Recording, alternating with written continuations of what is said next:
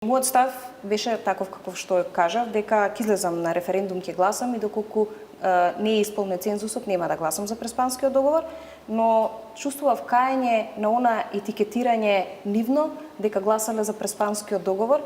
Во моментот сакав да седнам и со нив, но бидејќи долго време се шпекулираше од мојата партија дека јас сум резерва и дека ќе гласам, што не беше точно. Мислам дека и Нола го знаеше мојот став од самиот почеток дека јас нема да гласам за преспанскиот договор, но тоа нечовечко однесување беше сигналот кај мене дека со ова раководство ја завршив.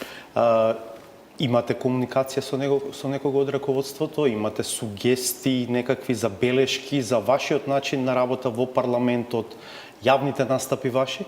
Немаат храброст тие да ми кажат што чувствуваат спрема мене во лице. Тие се многу фини кога ќе се сретнеме, но после секој мој настап јас сум линчувана на социјалните мрежи од ботови партиски кои што јас ги знам, барем што функционира во времето кога јас бев член на раководството, и од луѓе кои што се на платен список на партијата за линчување на неистомислениците.